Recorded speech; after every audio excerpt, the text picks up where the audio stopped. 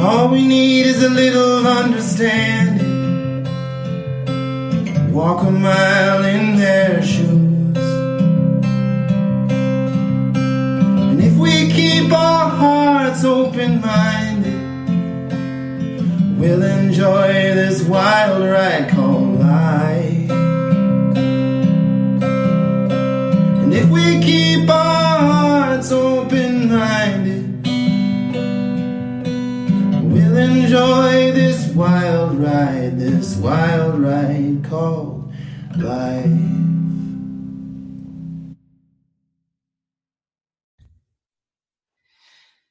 Hey everybody, welcome to another episode of the Truth Behind podcast. I'm really giddy today because I am interviewing a Major General retired Dana Pittard, and he was the commander of Fort Bliss when I was serving under him as his headquarters battalion executive officer. And so I'm always going to remember those times because he was an absolute amazing leader. And so I can't wait for you to hear his story and everything that he's doing now. The one thing that I want to talk about first is an article that was written a few years ago, specifically about his view on suicide and what he did for us at El Paso. But first, sir, thank you so much for being on here today and for making time for this. Well, thank you for inviting me. Yeah, your podcast is pretty cool. Thank you so much. I'm so excited. So, sir, one thing I wanted to say is, the first thing is, thank you so much for what you did for us on Fort Bliss. I personally was struggling secretly and didn't know how to talk about it because of that stigma that's out there on mental health. But when I saw your article, I will post this in the show notes, you guys. It's in Political magazine.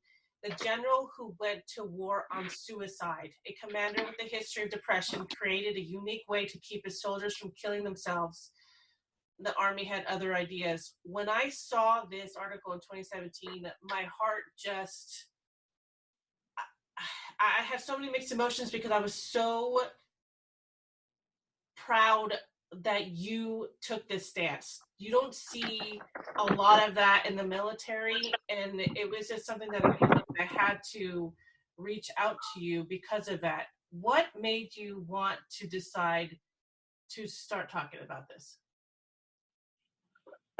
Talking about it, or when we started doing something about it at Fort Bliss? Well, when you started doing something about it, because as soon as you took command, things just started happening that you had no idea was going to happen. Right. If you remember from the article, there was a particular battalion. It was an air defense battalion that had just redeployed back. Well, even before then, I was still unpacking bags on my arrival, and I saw on the news, either I saw the news or I heard from the officer on duty calling me and saying, "Hey, there's a standoff with one of our Fort Bliss soldiers at a house in El Paso." And I said, "Well, what's the address?" So I drove out there, and I kind of drove out there just in time for him to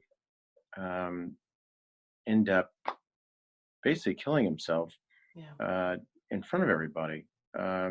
It held his family in the house. I just thought, this is strange. There's got to be a better way where we can have a better protocol with the El Paso police on how to deal with things like that. And that was just a start of a lot of things. In fact, it turned out, there's 32 different initiatives that were all interconnected to help prevent what I called preventable soldier deaths. In fact, I think the name of the campaign was No Preventable Soldier Deaths.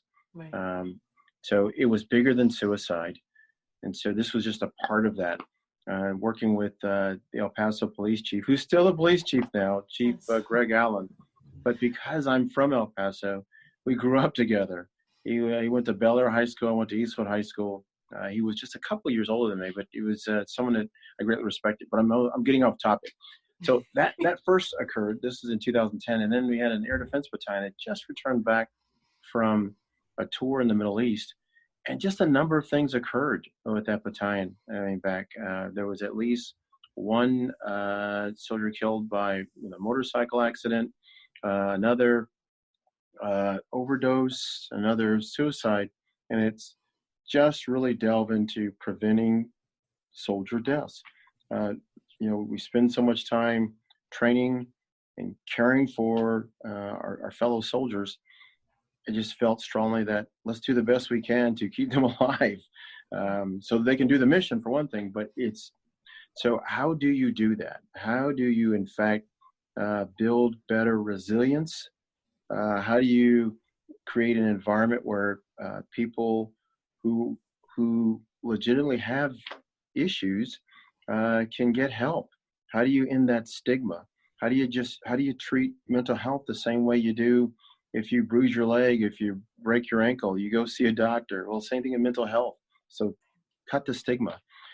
But our stats at the time was Fort Bliss was one of the highest installations in the Army as far as suicide there in 2010. Very, very proud with the team that we had at Fort Bliss and working with all the leaders that we, by 2012, that's in 2 years, we had, I guess, the lowest rate, and not just the Army, but all the Department of Defense for a major installation. So very, very proud of that, but proud of it in that it saved soldiers' lives. It saved soldiers' marriages and relationships. So there was a lot to that overall, but there was some aha moments there, though, as far as working towards that goal. One was taking advantage of, we call them the community. I forgot what the meetings were. Let's see. Oh yeah, Community Health Promotion Council, which before was just kind of a commanders or the representatives kind of come in, and the commander general sometimes is there, sometimes isn't. When I looked at it, it's like, nope, it's mandatory for all commanders, and we're going to be focused. And oh, by the way, in each one of these, we're going to dissect every single accidental or preventable death of soldiers. Commanders are getting tired of that after a while, but as we dissected those in reports and going through it, different things came out. One aha moment was a behavioral health specialist from William Beaumont said, well, suicide ideations are common. I said, oh, what do you mean? He said, well, I bet you everybody in this room, at least 80% of the people in this room have had a thought of suicide. Not just a couple years ago, but the last couple months. I didn't do a show of hands, but that was like, oh, wait a minute. So it's not how the Army kind of says, which is, it's really, the Army believed at that time that the fact that waivers had been lowered to come into the Army at the height of the war in Iraq. So we're talking about from 2004 through 2008, there had been waivers. So the Army's belief was, well, all you have to do is those deplorables, whatever, that were allowed in the Army, you find them, they'll take care of our suicide problem, because it's obviously got to be bad soldiers. But once got the epiphany that really it's anybody, then instead of focusing on the quote bad soldiers unquote, which I never really believed that term, or soldiers with disciplinary problems, you focus on everybody. So how do you get to everybody? So out of that aha moment really emerged the entire kind of campaign of preventing soldier deaths, and which included, of course, suicide. One of those was, one of those was, well, how do you get to every single soldier? Well, there was a program called ASSIST, Acquired Suicide Intervention Skills Training. And the Army's goal, I think, was it 2% of all soldiers, maybe 5% in installation, one per platoon. Mm-hmm.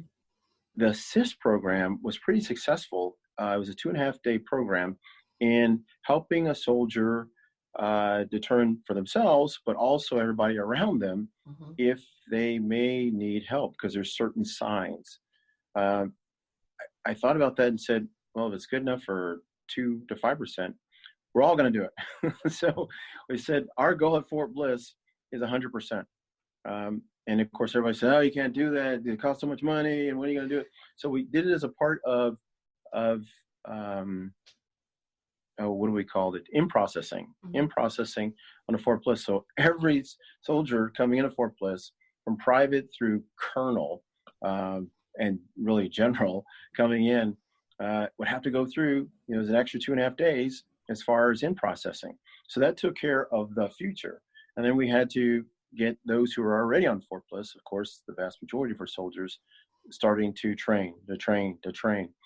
What a difference that made in opening up people's eyes.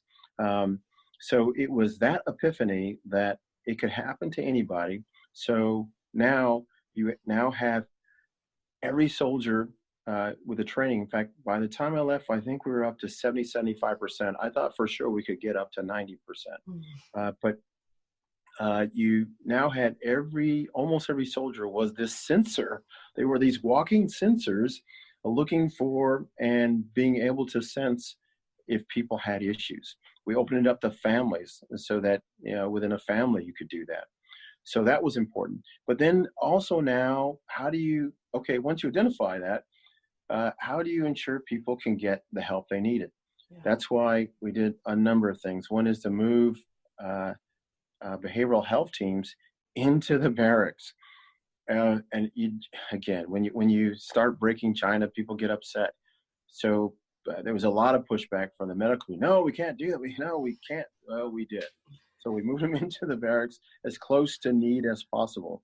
And boy, was that successful. In fact, I saw where medical officials wrote papers, in the medical journals about that.